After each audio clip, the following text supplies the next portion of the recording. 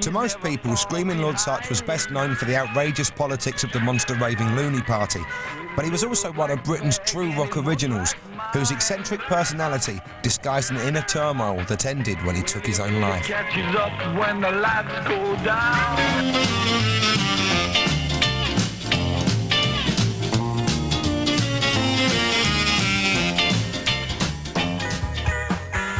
Born David Sutch, he committed suicide in the early hours of June 15th, 1999, at the age of 58. Over 40 years had passed since he was discovered, aged 17, at the Two Eyes Coffee Bar in Soho. His succession of bands introduced some of rock's finest, including Ritchie Blackmore, Nicky Hopkins and Keith Moon, and his innovative performances predated and inspired heavy metal, punk, even gothic rock. From the dawn, he's the midnight man. When she walks down the street, he's never fall behind. With his little black bag and his one-track mind. Well, he really catches up when the lights go down. Cause at the time he starts his dirty shop around. When he walks down the street, every girl in it says your name. A superb showman and publicist, he was ahead of his time with his over-the-top and scandalous performances. You don't think you're actor fans? No, I'm only out to give visual entertainment, something that a lot of singers nowadays don't. They just walk up to the microphone with a guitar, open and shut their mouth like a goldfish and nothing happens. I like to put on a show as I'm doing a record. Don't just sing it, but to act it. In 1960, National Service had ended, and so had the first flush of rock and roll, which was replaced by anemic coffee bar rockers. Carlo Little had just finished his stint of National Service and remembers his first meeting with Dave Sutch. This weird-looking guy came through the cafe door, hair slicked back like Tarzan, grease, looked quite long, and he had a pair of goggles, motorbike goggles, but there was no glass in them. Look at that weird guy. Isn't he strange? We had a lot in common because of the music, the rock and roll. They were to be collaborators in a succession of great bands, although in the beginning, Sutch was just an interested spectator. We were rehearsing one night, and I said to the guitar player, look, why don't you do a sort of screaming solo? You know, just go for it, you know, really give us an attitude and have a go. We're all new to the business. And in the solo, he went, woo, like that. Everyone went, right. And Dave Sutch, who was just sort of there, hanging around at the time, went, wow! And he threw his head forward in excitement, and it all came down, his hair, about 18 inches long. And he was going mad, you know, with his head and all that, and we all rolled up. I said, Dave, I said, this is incredible, you've got to be the singer. He said, I'm going to call myself Screaming Lord Sutch. I said, OK, let's think of a good name for the band. I said, it's wild and it's savage. I said, yes, the Savages. Screaming Lord Sutch and the Savages. And so that's how it was born. Shake, oh baby, shake, when begging, oh, now sing on. At the start of the 60s, the Two Eyes Coffee Bar in Soho's Old Compton Street was still the place to go for those seeking rock and roll fame. Screaming Lord Sutch, with his very long hair and loud clothes, stood apart from the DAs and winkle pickers of the other hopefuls when he went for an audition with the manager, Tom Littlewood. I run the Two Eyes Coffee Bar, which is fairly well known because Tommy Steele and Cliff Richards and Adam Faith and other people started there, you see. And one afternoon, a strange individual came in and presented himself as Mr. Sutch. So he asked if he could do an audition.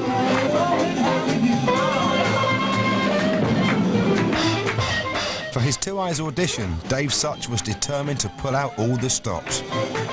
Now, I was very much amazed when I arrived looking like a rag and bone man. He had with him a large bundle of miscellaneous equipment, the sheepskins, a pair of buffalo horns, a man trap, a pair of snowshoes, and so forth.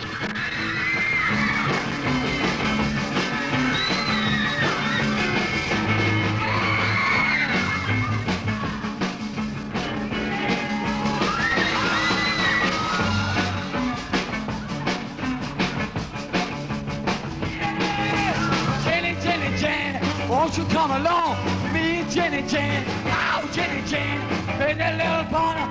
Oh, I see a real rock, Jenny Jane. Well, Benny, Benny, Benny, Benny like a penny drop, Benny, Benny. Oh, Benny, Benny, Benny, Benny, Benny, Benny like a penny drop, Benny, Benny. Oh, Benny, Benny, in that little corner. Oh, I see a real rock, Jenny Jane.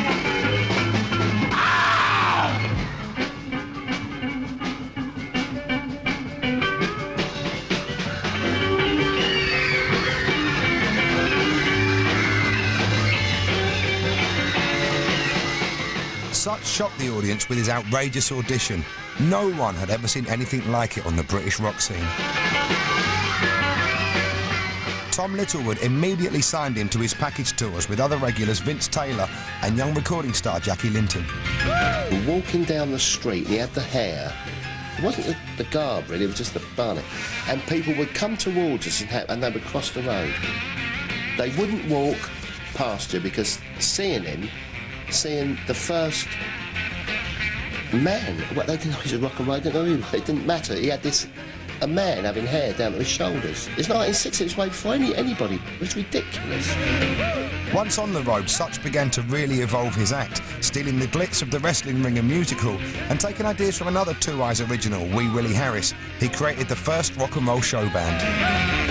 Every song, we had to think of a prop to go with that song. For instance, blue suede shoes, he'd find an old junk shop and find a pair of army boots, size 14 or something, and paint them gloss blue. Then he saw a toilet seat in a junk shop. He said, that'd be good round my head. How about that? Have a look in the mirror. They were often running with a new kind of act that can only be described as rock and horror. Sutch also began to discover important musicians. That first band included guitarist Bernie Watson and classically trained Nicky Hopkins, who later recorded with the Stones and the Beatles, and set the standard for a succession of savages, most of which had drummer Carlo Little forcing the beat. But wherever we played, there would be 10 guitar players watching the guitarist, 10 drummers watching me, 10 watching him, and the rest watching Sutch. A young Paul Dean, who was later to find fame as actor Paul Nicholas, played piano in one of the early Savages bands. What was wonderful for an audience, you know, who'd only been used to really either seeing the so-called semi-pop stars of the day or dancing to bands like Cliff Richard and the Shadows, they had something really interesting and fun and slightly terrifying to watch, so it was fantastic from that point of view. And it was great for me to be in it because we all felt like stars. We weren't used to people gathering around the front and, you know, really looking at us. Ladies and gentlemen, we'd now like to introduce you for the 5th time to the one and only Screaming Lord Sutch! We do this thing called the minge pole. Have you heard about the minge pole?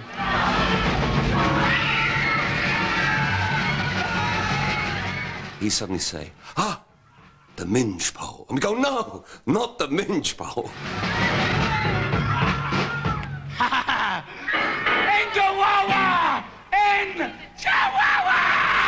If you're in show business, you must really believe in it, and you must really feel it.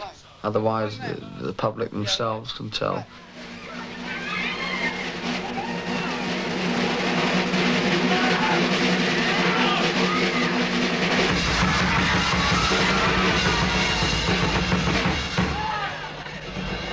And everyone in the audience would get very frightened. He'd take this pole.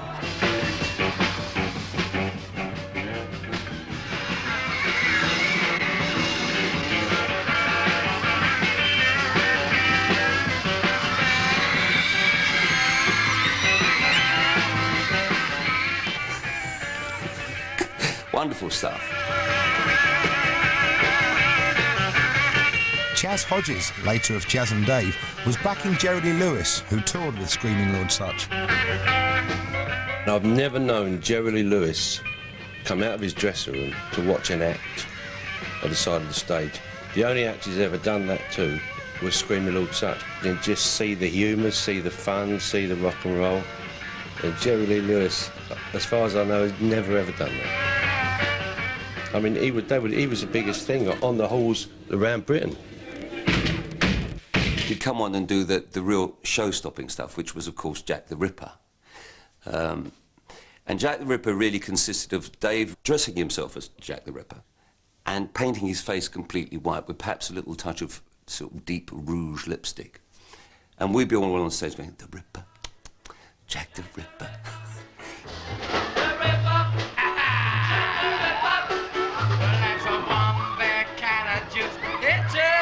They love it. They come to see horror. They pay 5 or 6 shillings to see me, the same as they go and see a horror film. They're looking forward all week to being frightened to death.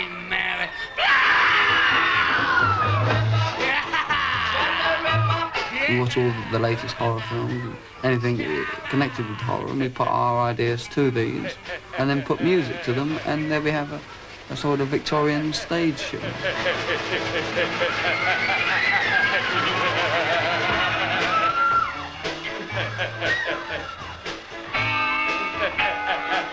So he'd stick the knife in, do, and the guitar player would.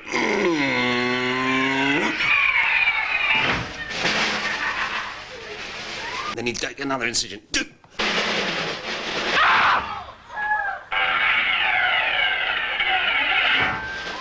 Then he'd sort of pull the chest apart, stick his hand in.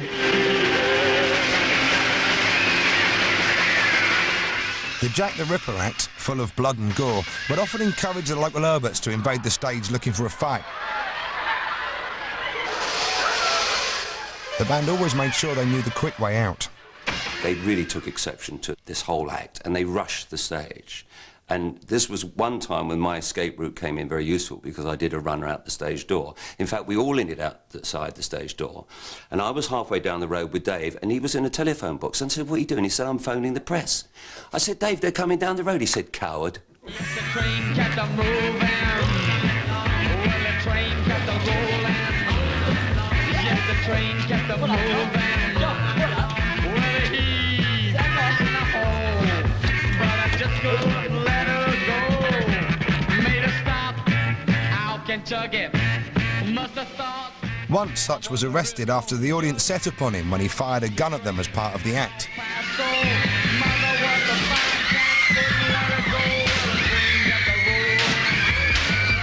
Carlo, as always, followed him to the local nick. As I was talking to Dave, and I couldn't see him, and he was round the corner, I was fiddling in my pocket with this starting pistol, and it had a hair trigger, and it went bang in my pocket, and I went, oh Christ, and all smoke was coming out, and all the police came rushing at me from the cells, and all God knows everywhere, and it was going like this. I was going, what? So I was smoking that. You could hear Dave laughing. Is that you? Is that my gun going off? And all that sort of thing. Phone George. When you leave here, phone George, whatever you do. This guy, George, who got him the publicity in the first place. From then on, every gig was solidly packed. He was bums on seats. If you booked him, and Tom Little would know that, and knew this, it would sell out. No matter what, because he knew about publicity, he knew about bums on seats, Dave Sutch did, and he knew that, he knew that. The more I muck about and have little romances and have little giggles and shock people and get bad publicity, the more popular I become with the kids. Get along, sweet little woman, get along, baby, on your way. Playing to packed audiences, it was only natural that he would sign a record deal. It fell to the weird and wonderful producer Joe Meek, who had had hits with the Tornadoes and John Layton, to try and capture the excitement of Sutch's live act on disc. Together they made a series of rock horror classics, Jack the Ripper, Dracula's Daughter, Until the Following Night, written by Lord Sutch. And the moon is shining bright in the center of the graveyard, in the middle of the night. I get out of my grave, I beg a long black coffin till the fall. Yeah, I mean, his records were too wild for record, really. I mean, you listen to his records and they're just too wild. But, I mean, talk about punk. I suppose it could be classed as early punk as well. Joe Meek was one of the many gay men who felt at ease with the early music scene. Sutch was a natural partner for Meek's imagination, if not his advances. he was always asking members of my band to stay over to do a bit of overdubbing. But they said, oh, I'm not going up there again on my own, you know. But it was always, I noticed, I was very naive. It was never the ugly ones in the band, you know. It was never the ugly sax player. Sutch's records, though jukebox favourites, were only cult hits. His early 60s singles are genuinely energetic and fun, with performances that rank among the few out-and-out raunchy rock and roll records waxed in Britain before the ascension of the Beatles. His stage show went from strength to strength, earning prodigious amounts of money and giving him a good living. It was amazing the money he got, considering, you know, that he never had a hit record. Some people think I'm just a complete nutcase. Some people says, well, it's entertainment, they got a sense of humour, they see the funny side of it. And other people think I'm very shrewd in what I do. I started off with nothing and I've ended up with a nice big car and a nice big house and a few shillings in the bank. First, Mother didn't quite understand, but now I bought a nice house and different odds and ends. We live very, very comfortable now, where we used to live in just a couple of rooms. I think she's very, very pleased that I've got on the way I have got on. Because everybody was against me at first, really including my mother. Sometimes she wondered if she had a son or a daughter, you know. Ready, Dave?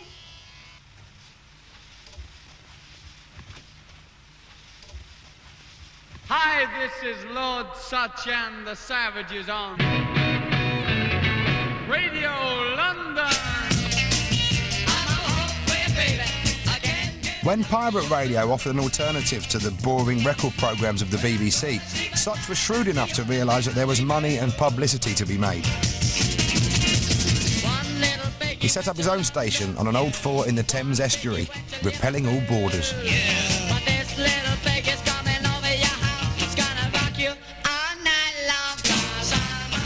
Radio City started life last May as Radio Sutch. Pop singer Screaming Lord Sutch sold out for 5,000.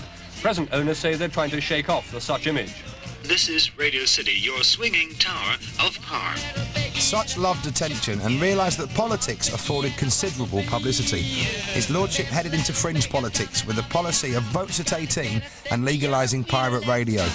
His teenage party was the forerunner of the loony politics, which would keep him in the spotlight for years. Screaming Lord Sutch implores the people's votes. Screaming Lord Sutch demands that he to Parliament be sent forthwith to speak for pop, teenage and coffee bars. Alas, Lord Sutch, squares here or cats prevail. Lost, most irreclaimably all gone, is thy deposit down election's drain. Another line of show business, Screaming Lord Sutch is actively working in Charing Cross Road.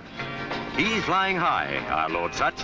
His opponent at Highton, Lancashire, none other than Mr. Wilson. It sounds a bit of a long shot, and here in the West End, some people don't think he's a dog's chance. The law has no views either way. Well, I went to Highton to stand against Harold Wilson in the general election and to get as much publicity as I could for my National Teenage Party.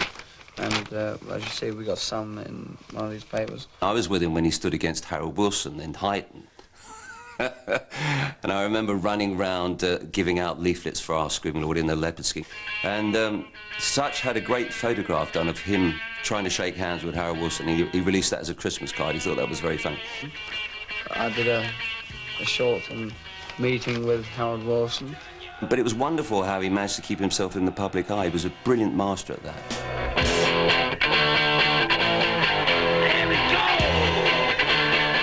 By the end of the 60s, the pop world had caught up with him. Long hair was now normal and everyone wore weird clothes. But he'd been ahead of the game for 10 years and uncovered numerous future stars.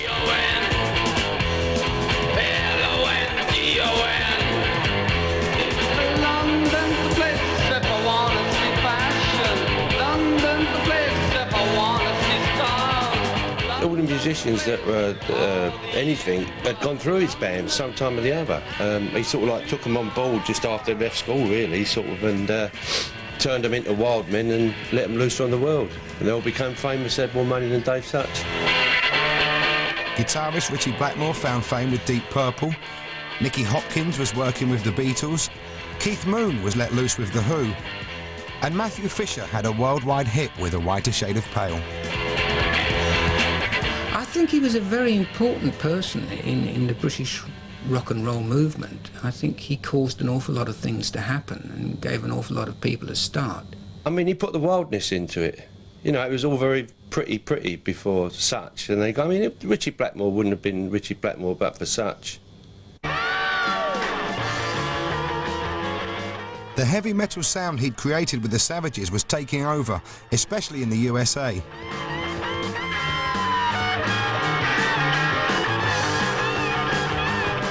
Dave Sutch invaded the new world in a painted roller with a trailer and passed himself off as a real English lord. I was driving down Sunset in my Union Jack car. I got stuck in the traffic. Gathering up favours from old friends like Jimmy Page, Jeff Beck and members of Jimi Hendrix's band, he recorded his Sutch and Heavy Friends album, which gave him a hit in the States and became a cult favourite. Here's a quarter from me, 'cause I keep on wanting to go a little bit faster, just a little bit faster, to burn up that gas, heading down the highway, going about a ton. There's lots of fun, baby, in my Union Jack car.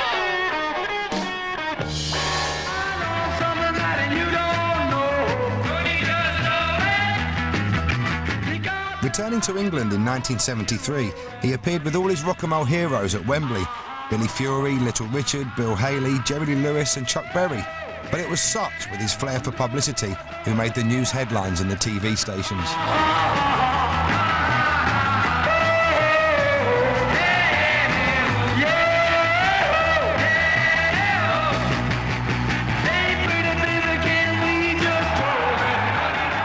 He hired a stripper and she got her front out, and of course that sort of stole the show. But he dyed his hair green. I said, "What the hell are you doing dyeing your hair green?" He said, "Well, rock and roll's evergreen, so..."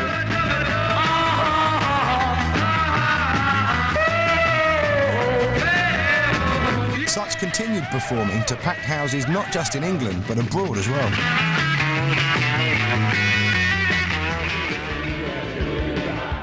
Over 20 years, the teenage party evolved into the Monster Raving Loony Party. People like you're ruining this country, you! Now, I say in all seriousness, do I look the joke? Sutch was becoming likeable. Old ladies loved him. He was no longer dangerous.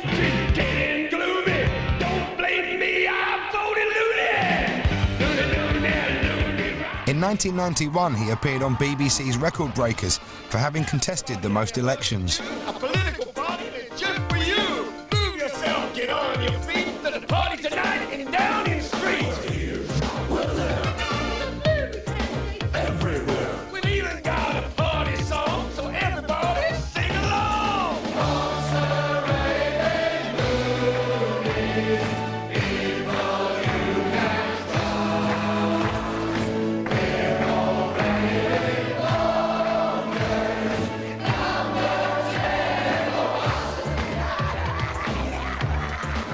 Over the years, Dave Sutch had lived with a succession of girlfriends and even had a son.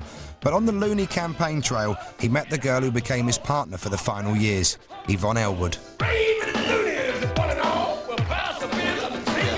Absolutely. Over the top. He had a certain eccentricity, but he was just happiest, really, either going out with the dog, or he used to like to feed the ducks. He'd sit for hours by a pond feeding the ducks, drinking tea. That was his big thing. He would drink probably 30 cups of tea a day. He was quite happy to just spend hours drinking tea, watching television, reading the papers, going around charity shops and car boot sales. That was his big love. The world's famous #1 fan. Yes, I've fallen in love with this monster. So really, he was really quite ordinary, really. Now don't think I mean all I want. For all his outrageous antics, Dave Sutch's lively public life disguised a very private depression, kept secret even from his closest friends. Why you just wouldn't go where this guy has been. It did seem to come in waves, so he'd have good weeks, good days, interspersed with bad weeks and bad days. It was a depression that overwhelmed him when his beloved mother died a year before his own untimely death. He never really got over his mother's death. You know, it had hit him very hard. Despite this depression, he continued to perform. Abroad, it was a much younger audience that were coming, and they were always sold out, all the gigs that he did. In the last year, he'd done Germany and the Isle of Man and Italy in the February before his death. And of course, the big one that he was really looking forward to was Las Vegas, and that was going to be a Halloween festival. And that was going to be in the October, of course, in America, and never made it. We were going to combine it with getting married out there.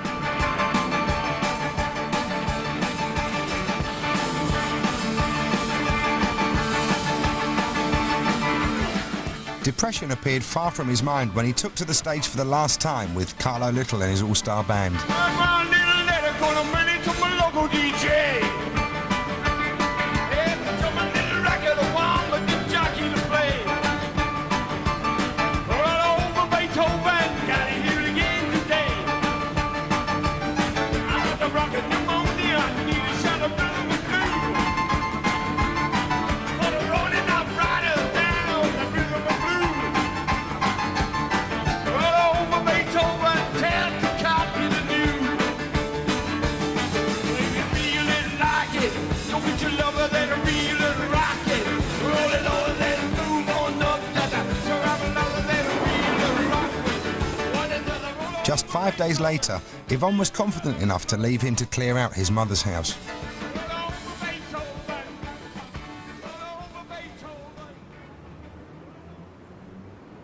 I went in the afternoon and I opened the door. You know, I had a key, I opened the door, and I could see him at the top of the stairs, and it looked as though, at first I didn't realise what he was doing, and it looked as though he was standing at the top of the stairs, and it looked almost as though he had makeup on because he was so pale. I said, David, what are you doing? And he didn't answer. And it was only as I got, you know, to the end of them that I could see that he was dead, that he was hanging. Today, flowers have been laid outside the home where David Sutch was found hanged, apparently the victim of suicide. I was devastated, the same as everybody else was. Just couldn't believe it, not of Dave, because I didn't know there was anything wrong.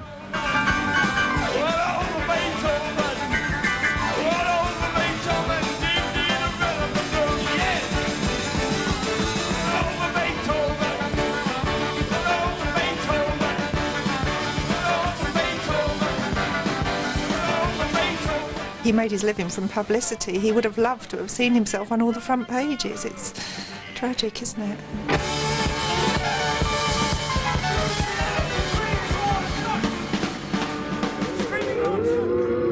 Everybody had that feeling that the coffin lid was going to open up and Dave was going to come out and sort of jump over and say, "Have you ever been had?" or something like that. When the shade of night is falling and the moon is shining bright in the center of the graveyard, in the middle of the night, I get out of my grave, I beg a long black coffin till the following night.